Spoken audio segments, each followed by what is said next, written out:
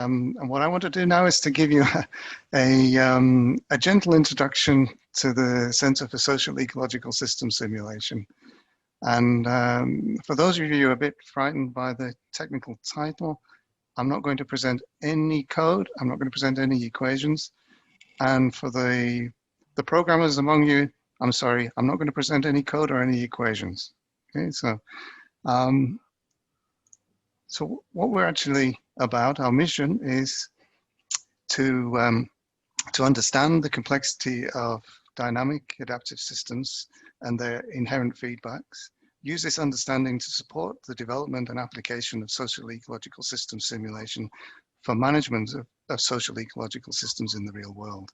So what that really means is that everything, like in our little graphic here, is seamlessly connected. And we really want to understand and describe those connections. And this is really like, I always think of this as really like a complex accountancy problem. So we're trying to deal with a complex accountancy problem, but in simulation code. So this is how we're going to manage these dynamic flows and processes, and how we want to understand them and be able to describe them, in fact. So you might be wondering, what are social ecological systems and why they're interesting? And obviously, the social part means that we include people. And so in the sense that we include working with and understanding the people that are in our systems. Obviously, the ecological component is easier for many of us, at least. I'm an ecologist by training. And this includes the animals and the plants, but also the environment itself. So for example, we are including things like pesticide concentrations. And what we're interested in the center is the interplay between these two components. So when we combine them, these combined systems, they're very complex, which means that the system can't be described by a single rule, but shows these complex emergent characteristics. So you don't really know how it's going to behave when you make small changes to the system. And often these systems are very important to us, for example, food production systems, which is the primary focus of the center. So what I'm going to do is give you a little example of a system so you all know about the honeybees, but this is one of the really nice examples of complex social ecological systems that we work with a lot in the center. One of the things that people who know about honeybee literature and pesticides will know is that it's very, very difficult to predict the impact of pesticides on honeybees. And this is because the response of the colony, the exposure to the pesticide, and even the response of the individual bees are all very context dependent. So you can't find simple rules to describe this. And this is because there are many different drivers and factors affecting the bees. Like here you can see some of the main groupings. We have the weather, we have the flower resources that the bees need to basically build up the colony and survive. So nectar and pollen, but also water is important. We have the biological agents. Here you can see a picture of a varroa mite, which is a parasite. So we're thinking here about parasites, we're thinking about predators, and we're thinking about viral and bacterial diseases. And then you've got external influences like the farmer here spraying pesticides. So all of these things affect the bees, but it's a little more complicated because then you have people, in this case the beekeeper, and they interact either directly or indirectly with that whole system. But even there, it's not even that simple. It's more complicated again, because these components, they interact with each other. So the weather determines when the floral resources appear. It also determines how the bees forage, determines what the farmer does on the field. All of these things can interact with each other. So the farmer, if he's going to grow a flowering crop, whether he grows that or not will depend on many factors, including market forces. Whether he grows that flowering crop obviously determines the amount of resource out there for the bees. But even when we get down to the individual bee, we're talking about very complicated interactions. So the biological agents will interact with the bee, and the impact of those, or even external stresses, will be mediated through these interactions, for example, by changing the immunocompetence of the bees or changing the behavior or both. So these provide very, very complicated and complex responses. So to deal with this, what we try to do in the center is that we try to copy what we think are the important processes, so not everything, but the important processes, into social ecological digital twins. So these are simulations. What's important here is we're attempting, I think, to embrace the complexity and not just to factor it out. Our main tool in our toolbox is called ALMAS. It's the Animal Landscape and Man Simulation System. So this is a mature system. It's about 20 years development. It's being developed now in 12 EU countries. So you can see the little map on the right here. So all the colors that are not dark blue or gray are where we have ALMAS activity and ALMAS landscape simulation being developed. And the system itself is comprised of the landscape simulation and animals, including the human species man models, which we put into it. So the landscapes first, as I say, ALMAS has landscapes at its core. Without the landscape, you can't have an environment for the other models.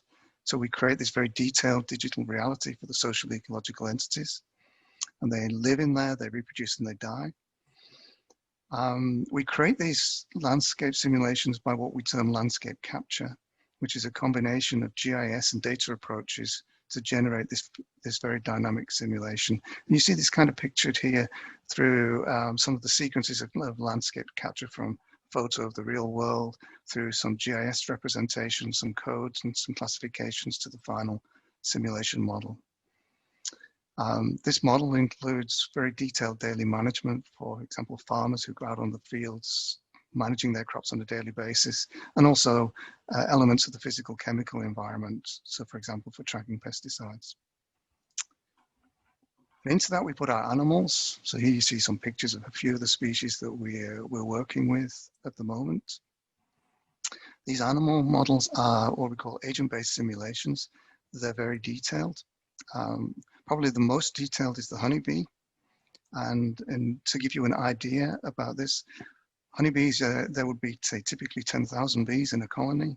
We're modeling each bee individually. We're modeling it all the way through its life, from birth to death, and making decisions every 10 minutes for that bee. So whatever the bee does on a 10-minute time step, we're representing in the code, including going out and foraging in the real world, going to these fields, potentially picking up pesticides and other things, bringing them back to the colony. So it's very, very detailed.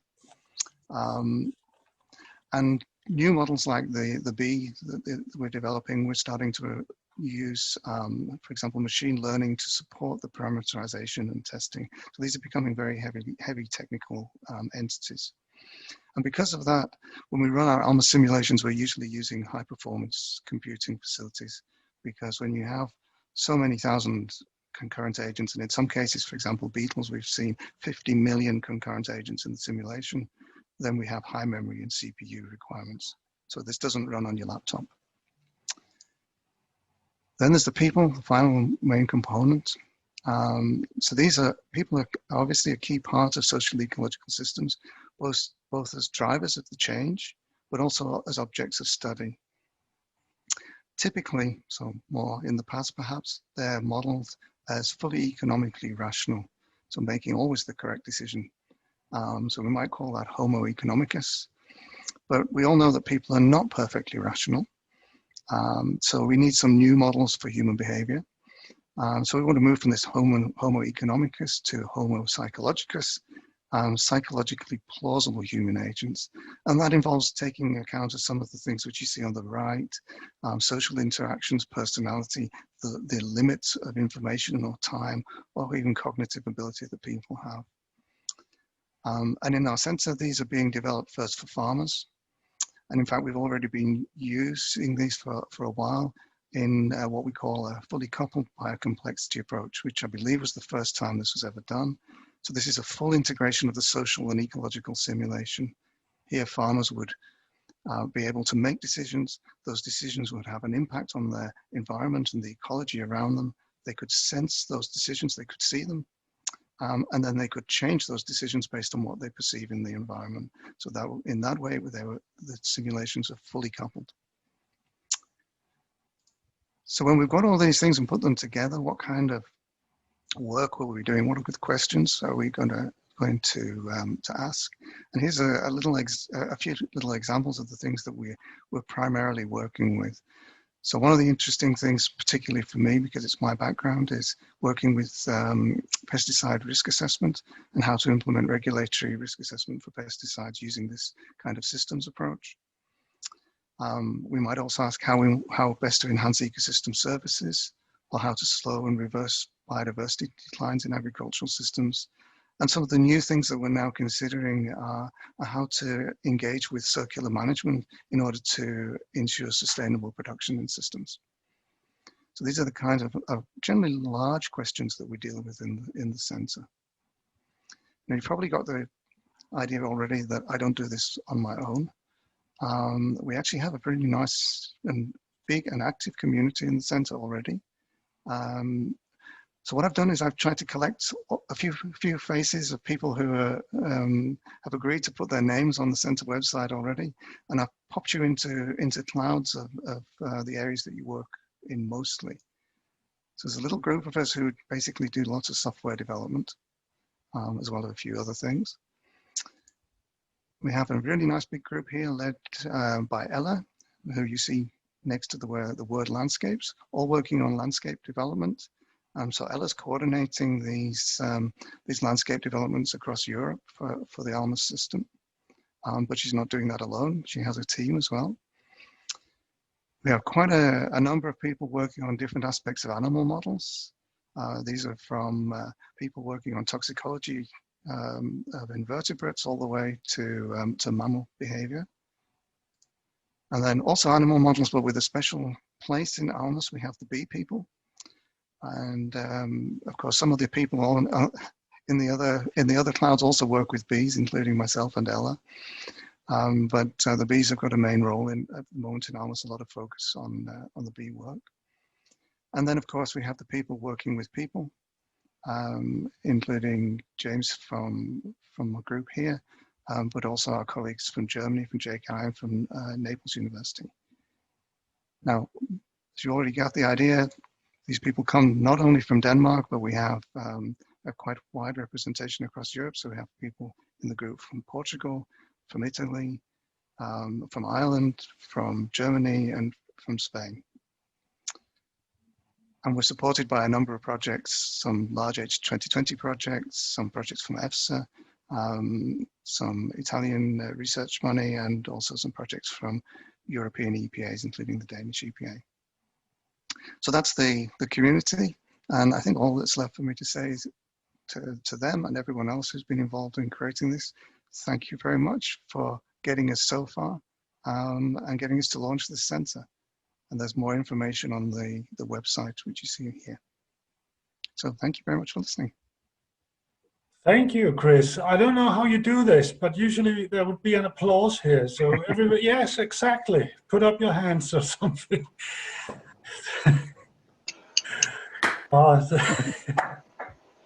Thank you very much, Chris. I hope you all enjoyed it as much as I did. And I think we're now open for questions to you. I would like to start because as a non-scientist, how is this project, how does SESS differ in the approach to watching, to take a look on the total ecology picture in a given area?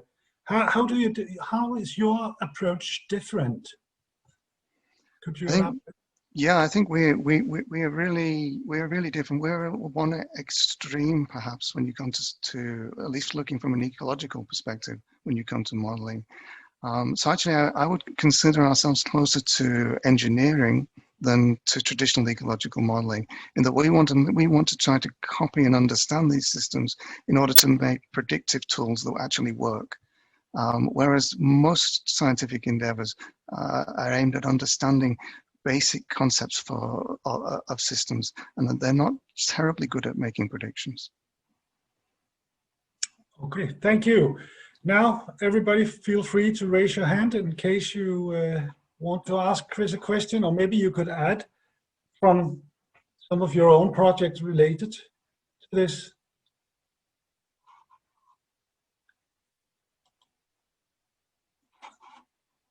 No.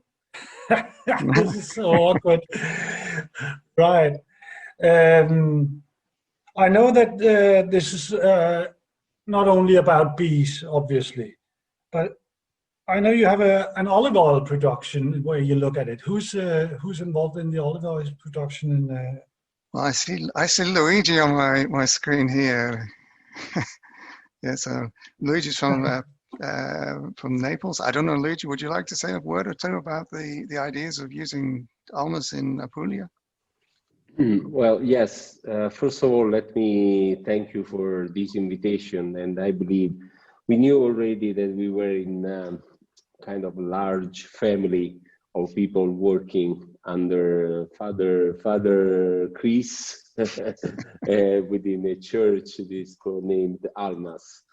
But having now a center, let's say, is something that makes things more, you know, it looks better, let's say. That's my opinion. So great job, Chris, great job, whoever is involved in this one. I know that you are the main actor together with James. Well, Chris, both of you are my first interface, let's say. The second thing I would like to add before answering the specific question about olive oil is that our contribution is to have implemented, to have convinced, but it was not a big effort actually, to convince Chris to put Almas within the idea of circular economy modeling, which is something I believe kind of new for Almas, but at the same time it fits not well, even better than well. It fits very well. So in that vein, let's say we are looking at the olive oil production because in the same way Chris have done in any other landscape.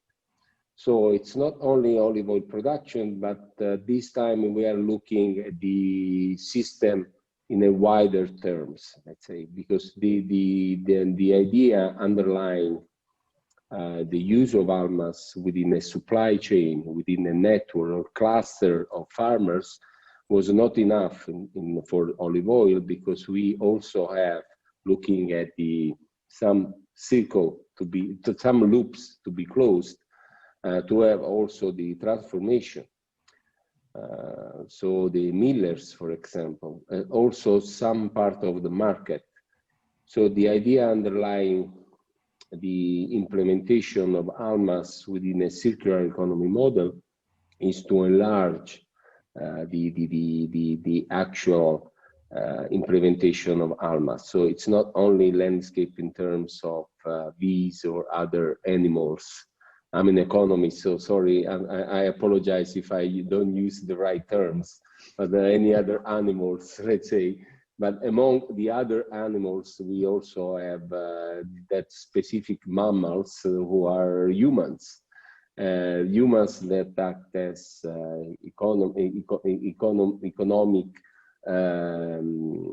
stakeholders, economic agents, so that we are trying to implement as more as possible also the human being in terms of in the same way, so as agent-based modeling in this reasoning, so that we are more closer, let's say, to assess in some way and measure how a certain organization or design in terms of circular economy modeling can help or enhance, if you want, the transition towards a more sustainable way of production. And for production, again, we mean also the transformation. So millers, the use of secondary products. It's more related to a bio-based kind of approach. So I'm not sure I answered your question. I hope you didn't answer for, you know, technicality that I'm not able to answer, but I can always That's perfect, reply Luigi. if you are not satisfied. That's perfect. Thank you. And I think it leads in a bit to I see Ola asked a question, and I think your answer leads to that. Okay.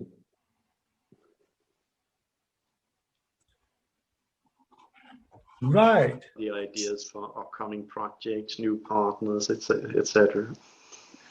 Yeah, well, actually, Luigi, as I said, kind of Luigi answered it to some extent. What we really would like to do is the next step is to use ALMAS as an environmental accounting tool.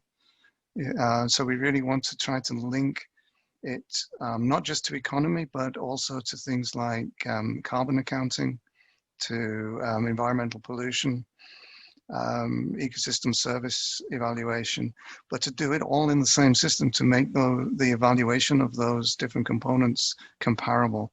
And then I think we have a tool which can address some of the key questions that are being asked of us today by the policy level. Right. Right. So we are heavily reaching our scheduled half hour. As head of the Institute for Bioscience at Aarhus University, Ole, how do you see a center like this fit in what Chris called answering the questions that are asked of us?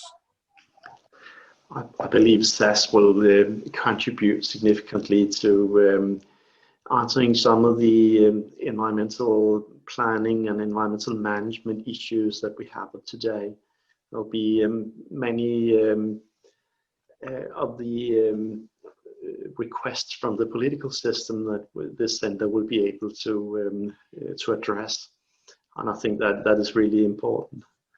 I'm impressed with the international outreach of the center and the potential that is in the research. I only heard about the center a few weeks ago when I met Chris a few days after starting in this new position I'm in. And I was thrilled about the wild enthusiasm you could feel from Chris, and it clearly is built on having such a strong team behind him. So I'm really looking forward to follow this center and how it will progress over the coming years. I've already seen that the center, already before being formed, is based on international research, top impact journal articles, and the strong community. So there's a fantastic outset for the center already from the very beginning. So yeah, well, I see great potential, and I'm really thrilled and honored that our institute can host such a nice center. And as I said, I really look forward to follow the progress of the center in the years to come. Thank you, Ole. We have a question from Andreas. Are there plans to make the ALMAS model available to a wider range of users, e.g. via web interfaces? I think this will be difficult, unfortunately, because the model itself, if we have an individual model that we're running, we can make that available quite easily. People can use it, but to develop new models is quite technically challenging.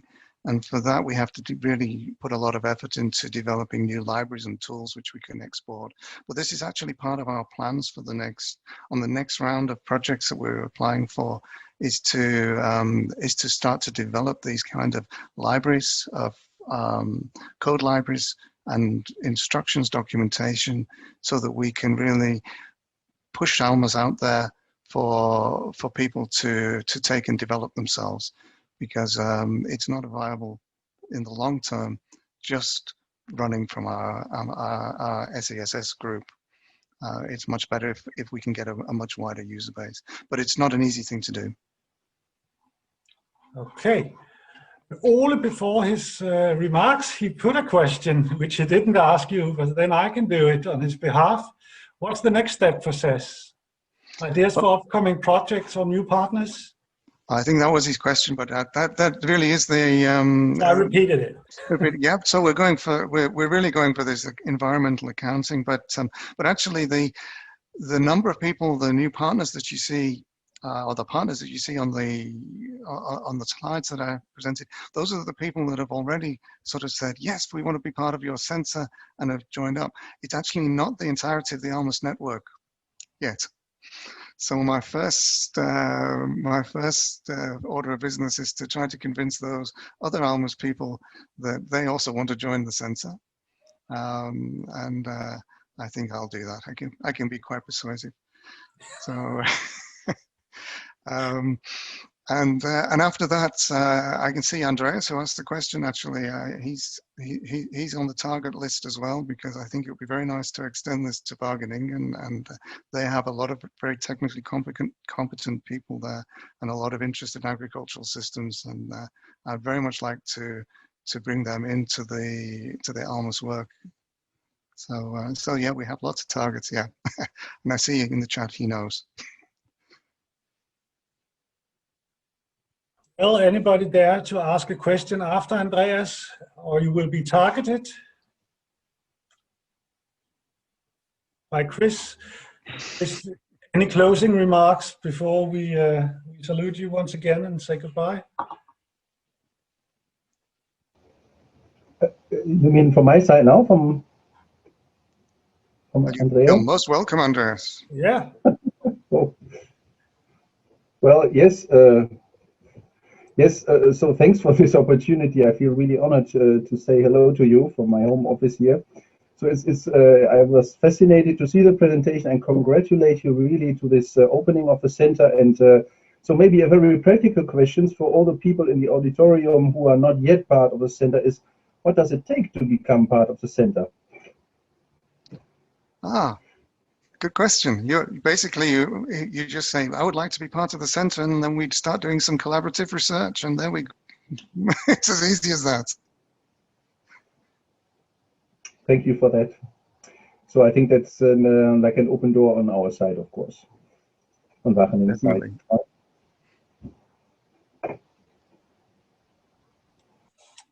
Right. Any other questions to Chris before we call it a day and congratulate us all with the opening of the center? Not really? Well, I bought a glass. It's only water, but congratulations, Chris, and the rest of you. Richard, very good. Well done, Richard. Hopefully next time in this center, we'll see each other there in the real world, not simulated like this. That would be very nice. Congratulations, Chris. Thank you. And thank you very much for everyone for turning up and launching us in such a nice way. Thank you very much. Thank you. Thank you. Bye-bye, Chris. Bye-bye. Bye, everybody.